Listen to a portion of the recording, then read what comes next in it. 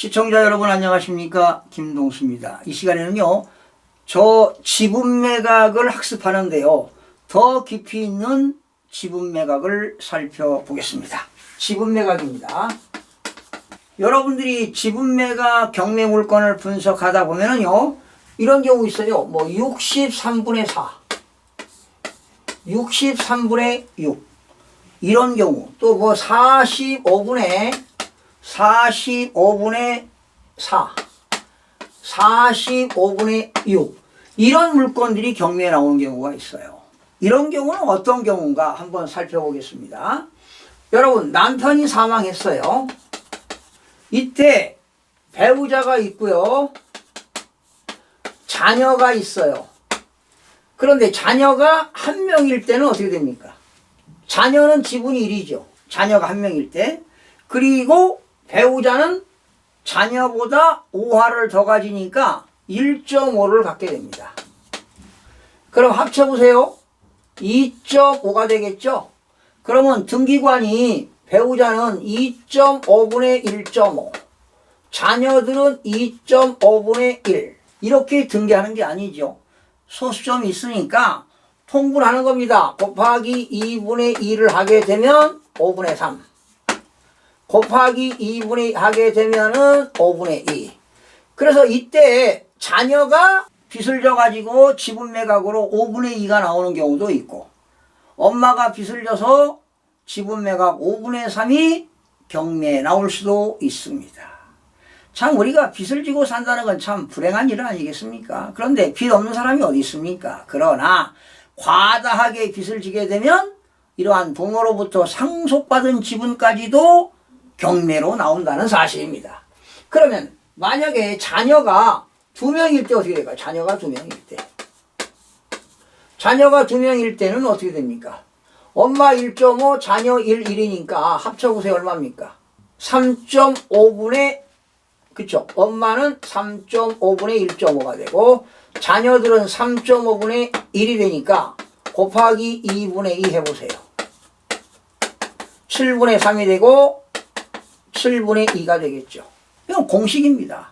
그래서 공식입니다.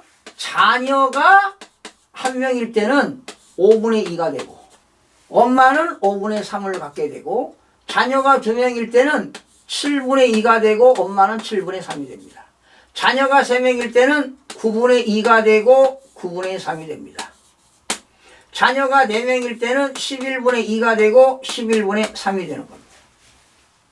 자녀가 5명일 때는 13분의 2가 되고 13분의 3이 됩니다. 과거에는 이런 지분들이 많이 나왔어요. 과거에는 부모님이 돌아가셨는데 자녀들이 여러 명일 때 5명인데 자녀 5명 중에 한 사람이 빚을 져가지고 경매가 나오면 지분매각으로 13분의 2도 나옵니다. 지금도 있긴 있습니다. 자, 그런데 어째서 이렇게 지분매각이 63분의 4가 나오고 63분의 6이 나오고 45분의 4, 45분의 6이 나오는가? 이렇게 지분매각이 나오면 이게 어떻게 돼서 이렇게 지분매각이 나왔는가? 궁금하지 않습니까? 그래서 이 궁금증을 해결해 드리는 시간입니다. 자, 그럼 보실까요?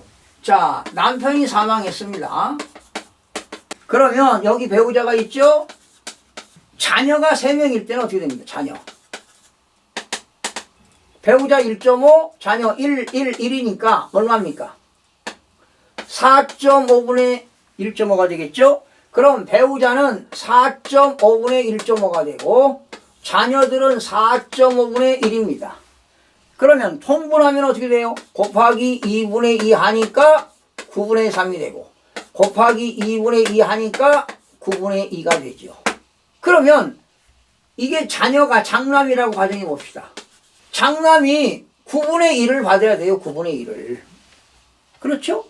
그런데 불의의 사고로 장남이 먼저 사망하는 경우도 있다는 거지. 장남이 사망하는 경우도 있다. 그러면 먼저 죽었으니까 상속을 못 받겠죠. 그런데 이제 아버지가 돌아가신 거지요. 그러면 원래 장남은 9분의 2의 지분이 몫이 있습니다. 상속 지분이 있는데 이미 사망했다는 거지. 그런데 이 장남에 누가 있느냐? 배우자가 있고 또 자녀가 2명 있어요. 하나가 더 있다.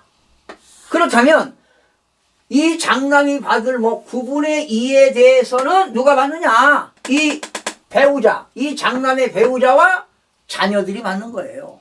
그러면 이때 배우자는 1.5가 되겠고 자녀 1이니까 합쳐보세요. 얼마입니까? 3.5분의 1, 그렇죠. 3.5분의 배우자 1.5. 자녀들은 3.5분의 1입니다. 그러면 통분해 보세요. 7분의 3이 되겠고 자녀들은 얼마 같습니까? 7분의 2를 갖게 되는 거지요. 그러면 남편 몫은 9분의 2인데 아버지보다 먼저 사망했으니까 누가 받느냐? 이 장남의 목 배우자 며느리가 갖는 거지요. 그리고 이 며느리에 대한 아이들은 누굽니까? 친손자입니다. 손자들이 갖는 거예요. 그래서 아버지 목 9분의 2 곱하기 마누라 몫은 7분의 3이니까 63분의 6이 되는 거죠. 이렇게. 그리고 손자들은 아버지 목 9분의 2 곱하기 7분의 2를 하니까 63분의 4가 되는 거예요. 그런데 이때 이 할아버지가 돌아가신 상태에서 친손자가 빚을 졌어요. 신용카드 대금을 못 갚았다. 그러면 친손자의 몫이 경매가 나오고 강제 경매가 나오는 겁니다. 그래서 친손자 63분의 4가 경매에 나온다 이런 얘기예요. 그래서 지분매가 63분의 4, 63분의 6, 또 경우에 따라서는 45분의 4, 45분의 6을 받게 되는 겁니다. 그러면 보세요. 할아버지가 돌아가셨습니다. 조부가 돌아가셨죠. 그런데 아들이 먼저 죽었어요. 그러면 아들 몫은 누가 받느냐? 손자가 받는 거지요. 이걸 우리는 뭐라고 하느냐? 대습상속이라고 해요. 대습상속. 대습상속하는 경우는 이렇게 뭐 60몇 분의 뭐 100 몇십 분의 몇 이렇게 나오면 아하 이건 대습상속이구나 이렇게 알면 돼요. 그런데 만약에 상속세 및 증여세법에서 할아버지가 돌아가셨는데 할아버지가 손자 손녀들에게 상속을 하는 대습상속은 상속세가 30% 할증이 붙습니다. 그냥 참고로 말씀드렸습니다. 이건 상속세 및 증여세법에서 나오는 거고요. 자, 그러면 이런 경우입니다. 9분의 3, 9분의 2 이러면 자녀가 몇 명입니까? 3명이죠. 그러면 만약에 엄마 물건이 경매가 나왔어요. 9분의 3. 지분 매각이 경매가 나오는 경우도 있어요. 엄마께. 그러면 이 자녀들은 누굽니까? 장남, 차남, 삼녀는 다 누구야? 공유자입니다. 그러면 엄마 물건이 지분 매각으로 경매가 나왔을 때 이 자녀들, 공유자들은 어떻게 처신할 수 있느냐? 바로 민사집행법 제140조입니다. 140조에는 공유자 우선 매수권이 있어요. 단 1회 하나입니다. 그러면 이 아들, 딸들은 엄마 지분이 경매가 나왔으면 공유자 우선 매수를 법원에 신고하지 말고 법원에 가가지고 엄마 물건이 유찰되느냐 낙찰되는가를 보는 거예요. 만약에 유찰되었다면 그냥 오면 되는 거지요. 다음에 또 매각기일날 가서 유찰되면 또 오면 되는 겁니다.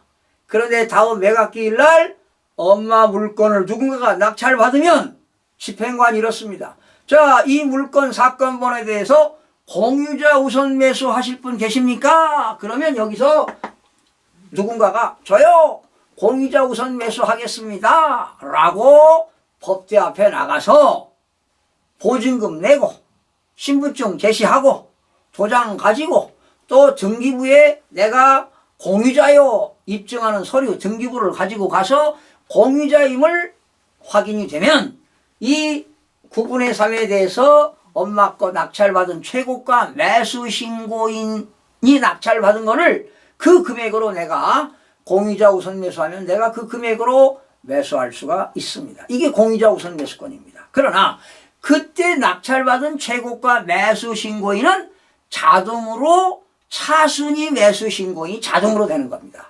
그래서 공유자가 돈을 못 내면, 대금 지급 기한일까지 못 내면 차순위가 매수할 수가 있습니다. 그래서 민사집행법 140조에 의해서 공유자 우선 매수권은 한 번 행사할 수 있다. 이것도 알아두시기 바랍니다. 그래서 지분 매각할 때 이렇게 다양하게 뭐 45분의 6이 경매 나오고 이게 뭐냐 이런 것이 바로 이런 경우에 지분 매각이라는 것, 이런 것도 알아두셔야만이 여러분들이 전문가가 될 수가 있습니다.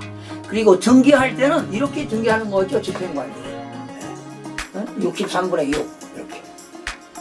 그래서 오늘은 지분 매각에 대해서 좀 다양한 내용으로 살펴봤습니다. 시청해주신 여러분 고맙습니다.